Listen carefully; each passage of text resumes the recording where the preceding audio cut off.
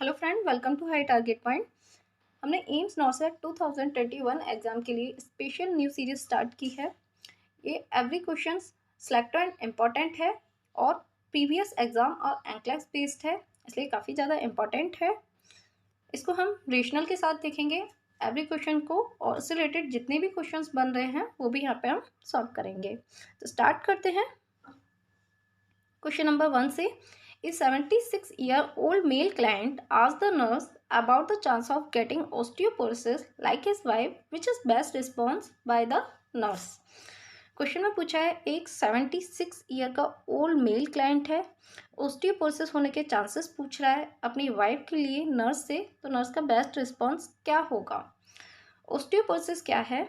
इसमें हमारी बोन्स जो होती हैं वो क्या हो जाती है, वीक और फ्रेगाइल हो जाती हैं या ब्रिटल हो जाती हैं। ठीक है, काफ़ी कमज़ोर हो जाती हैं ओस्टियोपोरोसिस में। तो इसमें नर्स का बेस्ट रिस्पॉन्स क्या होगा? ऑप्शन 1 है, this is only a problem for women. तो हमारा जो ओस्टियोपोरोसिस है ये क्या है, is a major health problem for all older adults. ये सिर्फ वुमेन में नहीं होता है, स्पेशली ये क्या है, मेजर हेल्थ प्रॉब्लम है ऑल ओल्डर एडल्ट्स के लिए। तो ये हमारा ऑप्शन क्या हो गया, रॉन्ग हो गया। बी है, exercise is a good way to prevent this problem. इसमें क्या है, एक्सरसाइज से हम क्या कर सकते हैं, ओस्टियोपोरोसिस को ठीक कर सकते हैं। तो एक्सरसाइज क्या है, हमारा इम्पॉर्टेंट है, बट हम उससे ओस्टियोपोरोसिस को प्रिवेंट नहीं कर सकते, ठीक नहीं कर सकते। एक्सरसाइज से हम क्या कर सकते हैं, जो चांसेस हैं ओस्टियोपोरोसिस होने के उसको हम डिक्रीज कर सकते हैं, कम कर सकते हैं। ठीक है, तो ये भी क्या हो जाता है, हमारा ऑप्शन रॉन्ग हो जाता है। You are not at risk because of your small frame. तो स्मॉल फ्रेम से ओस्टियोपोरोसिस का कोई कनेक्शन नहीं है, ये ओल्डर एडल्ट्स के लिए एक मेजर हेल्थ प्रॉब्लम है। ठीक है, तो ये भी हमारा क्या हो जाता है, क्वेश्चन रॉन्ग हो जाता है, ये भी हमारा ऑप्शन रॉन्ग हो जाता है। तो हमारा राइट आंसर क्या बचेगा, you might think about the having bone density test. ये जो ओस्टियोपोरोसिस है ये क्यों होता है, जो हमारा ओस्टियोब्लास्ट है और ओस्टियोक्लास्ट है उनमें क्या हो जाता है, डिसबैलेंस हो जाता है। ओस्टियोब्लास्ट क्या होता है, ओस्टियोब्लास्ट का मतलब होता है न्यू बॉर्न फॉर्मिंग सेल, और ओस्टियोक्लास्ट का मतलब क्या होता है, जो रीअब्जॉर्प्शन हो रहा है बोन्स का, उसका मतलब क्या होता है, ओस्टियोक्लास्ट। तो जो न्यू बॉर्न बन रही हैं वो कम हो जाएंगी, न्यू बॉर्न फॉर्मिंग सेल, और जो उनका रीअब्जॉर्प्शन हो रहा है वो ज़्यादा हो जाएगा। तो उसकी वजह से हमें क्या देखने को मिलेगा, ओस्टियोपोरोसिस देखने को मिलेगा, जिसके लिए हम क्या कराते हैं, बोन डेंसिटी टेस्ट कराते हैं, जिसे हम BMD बोलते हैं, बोन मिनरल डेंसिटी। ठीक है, ये क्या मिलती है हमें ओस्टियोपोरोसिस में, कम देखने को मिलती है। ये क्या हो जाती है, कम हो जाती है, डिक्रीज हो जाती है ओस्टियोपोरोसिस की कंडीशन में। अब हम कैसे आइडेंटिफाई करेंगे कि बोन मिनरल डेंसिटी हमारी कम हो गई है।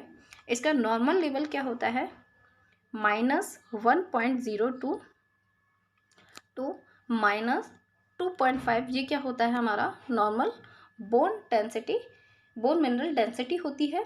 इसको हम किस में देखते हैं, पर यूनिट वॉल्यूम में देखते हैं। ठीक है, पर यूनिट वॉल्यूम में देखते हैं, ये भी हमें याद रखना है, पर यूनिट वॉल्यूम में हम बोन डेंसिटी को देखते हैं। तो इससे क्या हो जाता है, इस लेवल से कम हो जाता है, तब हम क्या देखते हैं, तब चांसेस होते हैं ओस्टियोपोरोसिस होने के। सबसे इम्पॉर्टेंट एक और क्वेश्चन बनता है कि जो हमारी बोन डेंसिटी है, बोन मिनरल डेंसिटी, इसको हम कैसे मेज़र करते हैं। इसको हम डेंसिटोमेट्री की हेल्प से मेज़र करते हैं, डेंसिटोमेट्री।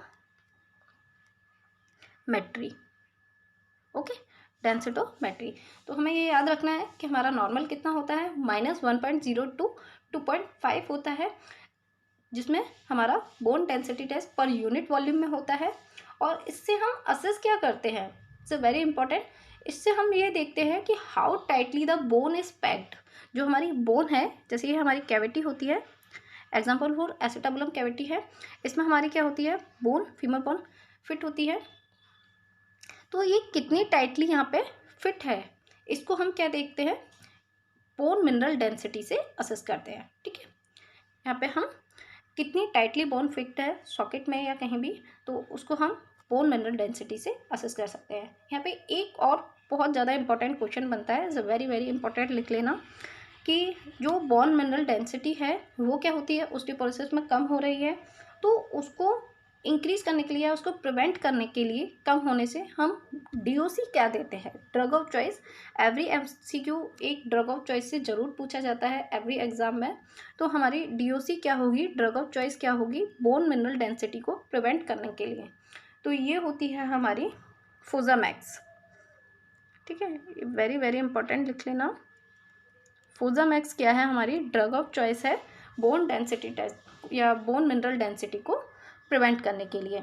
एक और इम्पॉर्टेंट यहाँ पे क्वेश्चन बनता है कि अगर जो ऑस्टियोपोरोसिस है फीमेल में मोस्टली होता है और ओल्डर जो हमारी ओल्ड एज है उसमें देखने को मिलता है, तो अगर मीनोपोज के साथ है, ऑस्टियोपोरोसिस क्या है, मीनोपोज कंडीशन के साथ है, जो कि हम 45 to 55 ईयर एज में मानते हैं, तो तब हमारी ड्रग ऑफ चॉइस अलग होती है। तब हम डीओसी क्या देते हैं, तब हमारी जो डीओसी होती है वो होती है बाइस्फोनेट। ठीक है, दोनों क्वेश्चंस को काफ़ी ज़्यादा इंपॉर्टेंट कर देना। ड्रग ऑफ चॉइस हम नॉर्मली अगर हमसे पूछा जाता है ऑस्टियोपोरोसिस में तो हम फोजामैक्स लिखेंगे, बट अगर ऑस्टियोपोरोसिस फीमेल्स में मीनोपोज के साथ है तब हम क्या लिखेंगे, बाइस्फोनेट। ओके, तो ये काफ़ी ज़्यादा इंपॉर्टेंट है। इससे आई होप इससे रिलेटेड कोई क्वेश्चन इम्पॉर्टेंट हमारा नहीं रहा होगा। ये एंक्लस बेस्ड क्वेश्चंस है और एंक्लस बेस्ड क्वेश्चन को सॉल्व कराना सबके लिए इजी नहीं है, that's not easy task. So I hope you enjoy this class and like this video. Please subscribe High Target Point for watch more videos. तो कंटिन्यू करते हैं नेक्स्ट क्वेश्चन में, is very important. Next question, a client with history of dysrhythmia is to wear a Holter monitor for 24 hours on and the outpatient basis. That's यहाँ पे highlight करना है हमें, out patient basis पे हमने दिया है। What should the nurse teach the client to while wearing the monitor. Question में पूछा है एक पेशेंट की क्या है, हिस्ट्री है डिसअरिथमिया की, मतलब उसे क्या हो चुका है, डिसअरिथमिया हो चुका है, इसलिए हमने उसे क्या पहनाया है, होल्टर मॉनिटर पहनाया है। यहाँ पे आपको होल्टर मॉनिटर का इमेज दिया हुआ है। मैंने इमेज यहाँ पे इसलिए पुट आउट किया है क्योंकि इमेज बेस्ड क्वेश्चन भी मोस्टली एम्स नॉर्सेट में पूछे जाते हैं, इसलिए अगर आपसे होल्टर मॉनिटर का इमेज पूछा जाता है तो आप यहाँ पे आइडेंटिफाई कर सकते हैं होल्टर मॉनिटर है। ठीक है, कब तक के लिए दिया है होल्टर मॉनिटर, 24 आवर्स के लिए। हम होल्टर मॉनिटर को ओनली 24 to 72 आवर्स तक हम यूज़ करते हैं। कब तक यूज़ कर सकते हैं हम, 24 to 72 आवर्स तक। ओके, कहाँ दिया है, आउट पेशेंट बेसिस में, मतलब वो अपनी डेली एक्टिविटीज़ कर रहा है जैसे वो करता है पेशेंट, उसको डिसअरिथमिया की हिस्ट्री थी इसलिए उसे हमने होल्टर मॉनिटर दिया है 24 आवर्स के लिए पहनने के लिए। यहाँ पे आप देख सकते हैं पेशेंट ने होल्टर मॉनिटर पहना हुआ है। ये क्या करता है, ईसीजी ग्राफ को, हार्ट रेट को, सबको क्या करता है, रिप्रेजेंट करता है। यहाँ पे आप ईसीजी ग्राफ शो हो रहा है, देख सकते हैं। ठीक है, और नर्स का क्या मतलब पूछा है इसमें, what should the nurse teach the client while wearing the monitor. Nurse को क्या टीच करना है पेशेंट को जब उन्होंने ये होल्टर मॉनिटर पहना हुआ है। तो ऑप्शन 1 है डिसकंटिन्यू मेडिकेशन। पेशेंट को क्या हिस्ट्री है, डिसअरिथमिया की है। डिसअरिथमिया का मतलब क्या होता है, abnormal rhythm of the heart. जो हमारी हार्ट की रिदम है वो क्या हो जाती है, एबनॉर्मल हो जाती है। तो अगर इस कंडीशन में हम मेडिकेशन डिसकंटिन्यू करेंगे तो पेशेंट को क्या होगी, और ज़्यादा सीवियर प्रॉब्लम हो सकती है। तो ये क्या है, हमारा एक सीवियर कंडीशन है, तो इस कंडीशन में हम क्या करेंगे, मेडिकेशन को डिसकंटिन्यू नहीं करेंगे। तो ये हमारी क्या हो जाती है, रॉन्ग हो जाती है। अवॉइड यूजिंग ए माइक्रोवेव ओवन। तो इसमें हम ऊपर से इसमें कोई प्रॉब्लम नहीं होती है माइक्रोवेव से, माइक्रोवेव इससे कोई रिलेटेड नहीं है, कोई प्रॉब्लम नहीं होती, इसलिए हम ऐसा कुछ भी उसे अवॉइड नहीं करेंगे। तो ये भी हमारा क्या हो जाता है, ऑप्शन रॉन्ग हो जाता है। Record the blood pressure.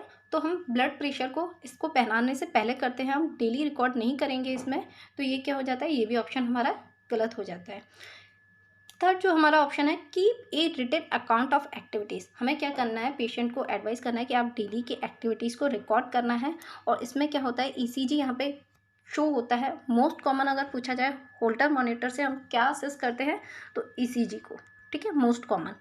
तो हम डेली एक्टिविटीज़ क्यों उसे रिकॉर्ड करने को कहेंगे, ताकि किस एक्टिविटीज़ के साथ हमें ईसीजी में उसकी अल्टरेशन देखने को मिल रहे हैं उसको हम आइडेंटिफाई कर सकें इसलिए हम क्या कहेंगे, उसे डेली जो उसकी रिटन अकाउंट्स एक्टिविटीज़ है वो हमें 24 आवर्स की उसको रिकॉर्ड करने के लिए कहेंगे। इज़ वेरी इंपॉर्टेंट क्वेश्चन, और होल्टर मॉनिटर का इमेज आपको याद कर लेना है। ओके, राइट आंसर हमारा क्या होगा, keep a written account of activities. Okay, next question, A client is prescribed prolonged bed rest after surgery. Which complication does the nurse expect to prevent by teaching the client to avoid pressure on the popliteal space? एक patient है जिसकी surgery के बाद जिसको long time तक क्या दिया है, बेड रेस्ट दिया है। तो नर्स क्या कर रही है, जो पॉप्लिटियल स्पेस है वहाँ पे प्रेशर रखने के लिए पेशेंट को अवॉइड कर रही है, ठीक है, या प्रिवेंट कर रही है यहाँ पे पॉप्लिटियल स्पेस पे प्रेशर होने के लिए। तो नर्स किस कॉम्प्लिकेशन को प्रिवेंट कर रही है इस एक्शन से? फर्स्ट है हमारा सेरेब्रल एम्बोलिज्म, 2 है पल्मोनरी एम्बोलिज्म, 3 है ड्राई गैंग्रीन ऑफ लिम्ब्स, या 4 है कोरोनरी वेसल्स अक्रेशन। तो जो हमारी काफ वेन्स होती हैं, काफ में क्या आता है हमारा फिमोरल पॉप्लिटियल जो कि इसमें दिया है, पॉप्लिटियल आती है, टिबियल आती है, ठीक है। ये क्या होती है, हमारी काफ वेन्स होती हैं। और जो हमारा एम्बोलिज्म होता है, फर्स्ट किस में हमें देखने को मिलता है, ये हम बाद में बोलेंगे। पल्मोनरी कैपिलरी क्या होती है, जो हमारी पल्मोनरी कैपिलरी है, फर्स्ट स्मॉल वेजल्स है, it release from the calf when. ये क्या है, फर्स्ट स्मॉल वेजल्स है जो कि काफ वेन से होती है। अभी मैंने बताया आपको काफ वेन कौन कौन सी होती है, फिमोरल, पॉप्लिटियल, टिबियल, जो कि इसमें दी हुई है। तो पल्मोनरी फर्स्ट होती है, और पल्मोनरी इसीलिए ही हमारी क्या होती है, पल्मोनरी सिस्टम फर्स्ट होता है एम्बुलेंस होने का, ठीक है, जिसमें क्या हो जाता है, एम्बुलेंस हो जाता है। इसीलिए हमारा फर्स्ट हम किसको प्रिवेंट करेंगे, किस कॉम्प्लिकेशन को, पल्मोनरी एम्बुलेंस का। तो ये क्या है, एक pulmonary ambulance life threatening condition है। ओके, तो हम नर्स किसको प्रिवेंट करना चाह रही है इस एक्शन से, पल्मोनरी एम्बोलिज्म को, क्योंकि फर्स्ट हमारा एम्बोलिज्म ही कहाँ होता है, पल्मोनरी एम्बोलिज्म होता है, पल्मोनरी सिस्टम में जाके होता है। क्यों होता है, क्योंकि हमारी जो पल्मोनरी कैपिलरीज है, फर्स्ट स्मॉल वेल्स है, स्मॉल वेन्स जो क्या होती है, one set release from the calf when. और काफ वेन में हमारी क्या क्या आती है, मैंने अभी बताया, पॉप्लिटियल आती है, टिबियल, ये सब क्या आती है, फिमोरल काफ वेन से अराइज होती है। That's clear. तो इसीलिए हमारा क्या नर्स प्रिवेंट करना चाह रही है, pulmonary embolism. Okay, next question, a nurse in the post anesthesia care unit caring for a client who receive a general anesthesia, which finding should the nurse report to the healthcare provider? एक nurse है, post anaesthesia care unit में patient की care कर रही है, जिसने क्या लिया है, जनरल एनेस्थीसिया लिया है। Which finding should the nurse report to the health care provider? कौन सी finding nurse health care provider को या रिपोर्ट करेगी? ऑप्शन 1 है client pushing the airway out, 2 है क्लाइंट हैज स्नोरिंग रिस्पायरेशन, 3 है respiration of 16 breath per minute are shallow, या 4 है systolic blood pressure drop from the 130/90 mm of Hg। देखो, इसमें पूछा है कि पेशेंट को क्या दिया हुआ है, जनरल एनेस्थेसिया दिया हुआ है, उसके बाद नर्स केयर कर रही है, तो कौन सी इसमें से कौन सी जो रिकॉर्ड है नर्स डॉक्टर को इन्फॉर्म करेगी? तो पुशिंग एयरवे आउट, नॉर्मली सभी पुशिंग एयरवे आउट कर रहे हैं, वो क्या होगा, एनेस्थेसिया देने के बाद गहरी नींद में होगा, तो सिंपल सी बात है एयरवे तो पुश आउट करेगा, डेथ तो है नहीं। तो हमारा ये तो रॉन्ग आंसर हो गया। Client having snoring respiration, snoring का मतलब क्या होता है, स्नोरिंग का मतलब होता है खर्राटे मारना। तो मोस्टली सबको, काफ़ी लोगों को खर्राटे मारने की आदत होती है, तो ऐसा थोड़ी हम डॉक्टर को इन्फॉर्म करने जाते हैं इस कंडीशन में। तो सिंपल है, ऊपर से पेशेंट को क्या दिया हुआ है, जनरल एनेस्थेटिक है पेशेंट, तो ऑब्वियसली वो इस कंडीशन में ज़्यादा होगा। तो ये भी क्या हो गया, हमारा रॉन्ग हो गया। Respiration of the 16 breath per minute, respiration normal कितनी होती है हमारी, 12 to 20 ब्रीथ पर मिनट, ठीक है, ये क्या है, हमारी नॉर्मल है। तो ये तीनों ही हमारे ऑप्शन क्या है, नॉर्मल कंसीडर कर रहे हैं, ये वैल्यूज़ क्या है, हमारी नॉर्मल है। तो राइट आंसर क्या होता है हमारा, 130 to 90/90 mm ऑफ Hg से अगर बीपी हमारा क्या हो रहा है, फॉल डाउन हो रहा है, जैसे हमारा 130/90 से अगर बीपी फॉल डाउन हो रहा है में हो सकता है वो क्या कॉज करे, हाइपोटेंशन कॉज करे। तो ये सब क्या है, जो drop BP, rapid pulse rate, cold clammy skin and oliguria, ये क्या है, sign of the decrease blood volume और शॉक। ठीक है, ये किसके साइन है, ब्लड वॉल्यूम के कम होने के और शॉक के साइन है। अगर इसको ट्रीट नहीं किया गया, if not treat can lead to death. Okay, तो इसलिए हमें क्या करना है, फर्स्ट हमें डॉक्टर को इन्फॉर्म करना है। Okay, next question, after abdominal surgery a client suddenly report numbness in the right leg at the funny feeling in the toys, what should the nurse do first. Question में पूछा है, abdominal surgery हुई है patient की, उसके बाद suddenly क्या हो रहा है, नमनेस हो रही है in the right leg and funny feelings आ रही है टॉइस में। तो अभी मैंने बताया था आपको, जो बीपी है अगर फॉल डाउन हो रहा है, कोल्ड क्लामी स्किन हो रही है, नमनेस हो रही है, तो ये क्या होते हैं, हमारे डिक्रीज ब्लड वॉल्यूम और शॉक के साइन है। इस कंडीशन में हम क्या कर रहे थे, फर्स्ट डॉक्टर को इन्फॉर्म कर रहे थे। इसमें हम कोई एक्शन नहीं लेंगे, फर्स्ट हम क्या करेंगे, डॉक्टर को इन्फॉर्म करेंगे। तो इसमें जिस ऑप्शन में यही लिखा होगा notify the health care provider, वही हमारा राइट आंसर होगा। Elevate the leg and tell the client to drink more fluids, हम उसे मोर फ्लूइड नहीं देंगे। ठीक है, और instruct the client remain in the bed and notify the health care provider, जो कि हमारा क्या है, राइट आंसर है।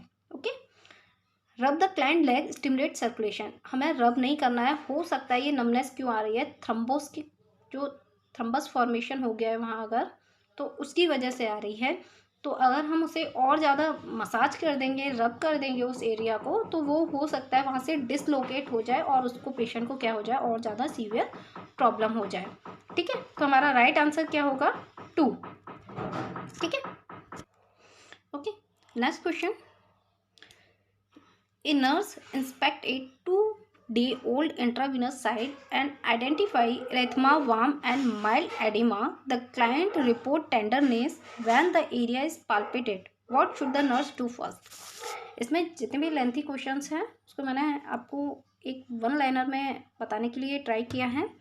I hope you enjoy this class. एक नर्स है, 2 डे का जो ओल्ड इंट्रावीनस साइट है उसको क्या कर रही है, आइडेंटिफाई कर रही है। वहाँ पे हमें क्या देखने को मिल रहा है, एरेथमा देखने को मिल रहा है, वार्म देखने को मिल रहा है, और माइल्ड क्या है, एडिमा है। तो नर्स वहाँ पर जब पाल्पेट कर रही है तो वहाँ पे क्या है, टेंडरनेस भी है। तो नर्स फर्स्ट क्या करेगी, ऑप्शन 1 है इरिगेट द आईवी ट्यूब। अगर पेशेंट को क्या है, वहाँ पे वार्म, एरेथमा और एडिमा जैसी कंडीशन है, टेंडरनेस है, और वहाँ पे आईवी ट्यूब को इरिगेट कर दिया जाएगा तो पेशेंट और ज़्यादा इरिटेट होगा, वहाँ पे इरिटेशन होगी। ठीक है, तो इसे हमें क्या करना है, बिल्कुल नहीं करना है, this is contraindicate. Discontinue the infusion, slow the rate of the infusion, slow rate करेंगे हम, अगर जो इन्फ्यूज़न है हमारी उसकी स्लो कर देंगे तो ये इन कंडीशंस को हम, जो कंडीशंस दी हुई हैं हम उसको प्रिवेंट नहीं कर सकते।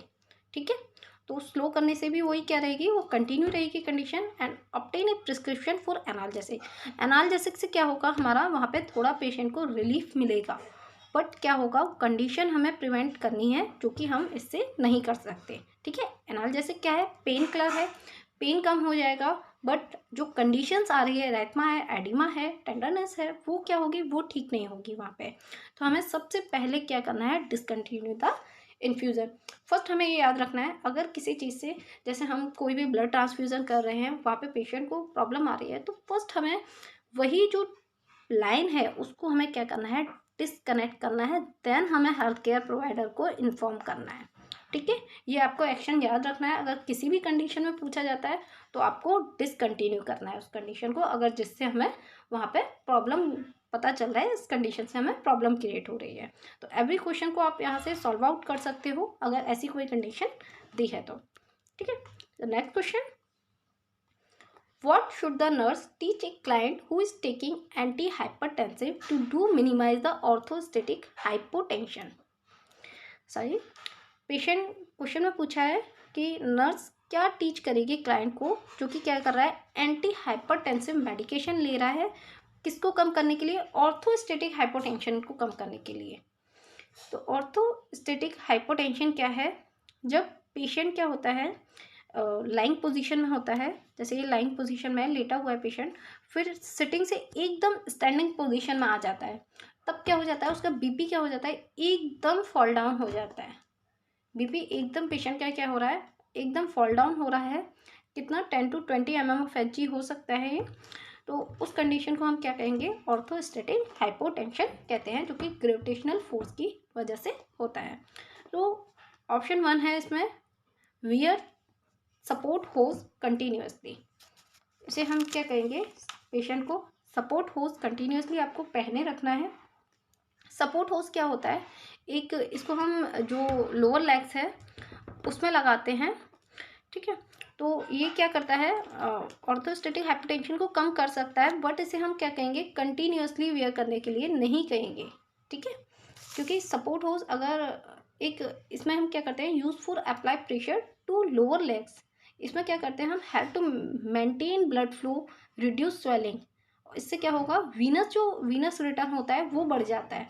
ये कम तो करेगा ऑर्थोस्टैटिक हाइपोटेंशन को, बट इसको हम यहाँ पे कंटिन्यूसली नहीं दे सकते, ठीक है। तो इसलिए हमारा ये ऑप्शन क्या होता है, रॉन्ग हो जाता है। Lie down 30 minute after taking medication. Medication लेने के बाद 30 मिनट बैठने के लिए कोई मतलब नहीं है, उससे हमारा हम ऑर्थोस्टैटिक हाइपोटेंशन से कैसे भी क्या कर सकते हैं, ट्रीट नहीं कर सकते। Avoid task the require high energy expenditure, मतलब उसे क्या, जो उसकी हाई एनर्जी वेस्ट हो रही है ना, उसको हम अवॉइड करने को कहेंगे, तो उससे ऑर्थोस्टैटिक हाइपोटेंशन का कोई कनेक्शन नहीं है। Sit on the edge of the bed 5 minute before standing. मैंने आपको स्टार्टिंग में ही बताया कि ऑर्थोस्टैटिक हाइपोटेंशन क्या है, पेशेंट लाइंग पोजीशन में होता है, जब बैठता है और एकदम स्टैंडिंग पोजीशन में जाता है, तब क्या होता है, उसे उसका बीपी फॉल डाउन हो जाता है, ठीक है, कम हो जाता है 10 to 20 mm of Hg normal से जितना उसका था। तो उसको सिट, जो बैठ रहा है बेड पे, जब वो लेटा हुआ है बैठ रहा है, तो उसे हम क्या कहेंगे, 5 मिनट बैठने के लिए कहेंगे आराम से, ताकि जो उसका जो ग्रेविटेशनल फोर्स था वो आराम से मेंटेन हो सके पूरा उसका, बिफोर स्टैंडिंग, मतलब स्टैंड होने से पहले। क्योंकि ये कंडीशन कब आती है, जब हम बैठी हुई पोजीशन से एकदम स्टैंडिंग पोजीशन में जाते हैं बेड से, तभी हमें क्या मिलता है, ऑर्थोस्टैटिक हाइपोटेंशन मिलता है। तो जब भी पेशेंट अगर स्टैंडिंग पोजीशन में जा रहा है, तब हम उसे 5 मिनट के लिए सिटिंग पोजीशन में बैठने के लिए कहेंगे, देन वो क्या हो, स्टैंड हो। तो हम इस कंडीशन को क्या कर सकते हैं, प्रिवेंट कर सकते हैं, ओके। तो हमारा राइट आंसर क्या होगा, 4। Next question, what client response indicate to the nurse that a vasodilator medication effective. Patient को क्या दे रहे हैं, वेजोडाइलेटर मेडिकेशंस दे रहे हैं। तो कैसे हम आइडेंटिफाई करेंगे कि ये क्या है, इफेक्टिव है। ये हम कब देते हैं, हाइपरटेंशन की कंडीशन में देते हैं, ठीक है। ये क्या करता है, वेजोडाइलेटर मेडिकेशंस क्या करती हैं, बीपी को क्या करती हैं, डिक्रीज करती हैं, फॉल डाउन करती हैं, ओके। तो ये क्या है, हमारी जैसे आर्टरीज हैं, वेजोडाइलेटर क्या कर देती हैं, जो इन पर प्रेशर लग रहा था जिसकी वजह से हमारा बीपी इंक्रीज है, उसको क्या कर देती है, या डायलेट कर देती हैं, जिसकी वजह से हमारा बीपी फॉल डाउन हो जाता है। तो 1 ऑप्शन है, pulse rate decrease from the 110 to 70। Pulse rate क्या हो सकती है इसके, इससे इंक्रीज हो सकती है, डिक्रीज नहीं होंगी। तो हमारे ये क्या होता है, ऑप्शन रॉन्ग हो जाता है। Absence of the adventitious breath sound, तो इससे ब्रीथ साउंड से इसका कोई मतलब नहीं है। Increase in the daily amount of the urine product, vasodilator से ब्रीथ साउंड का और यूरिन का कोई कनेक्शन नहीं है, इसलिए हमारे ये दोनों ही ऑप्शन रॉन्ग हो जाते हैं। मैंने अभी आपको स्टार्टिंग में ही बताया, वेजोडाइलेटर मेडिकेशंस का हम यूज़ क्यों करते हैं, जो बीपी इंक्रीज होता है उसको कम करने के लिए। तो 154/90, अगर 154/90 mm ऑफ Hg बीपी है, उससे हमारा क्या आ रहा है, 126/72 आ रहा है। तो इसका मतलब क्या हुआ है, बीपी डिक्रीज हुआ है, और वेजोडाइलेटर मेडिकेशंस हमारी क्या कर रही हैं, काम कर रही हैं। इसलिए हम इसको आइडेंटिफाई कर लेंगे इस कंडीशन से कि ये क्या है, इफेक्टिव है, ठीक है, वर्क कर रही हैं। वेजोडाइलेटर मेडिकेशन हम कब देते हैं, जब बीपी हमारा मोर देन 140/90 हो, क्योंकि इसी कंडीशन को हम तभी हम हाइपरटेंशन कंसीडर करते हैं और तभी हम मेडिकेशन स्टार्ट कर सकते हैं, ओके। तो हमारा राइट आंसर क्या होगा, डी। Next question,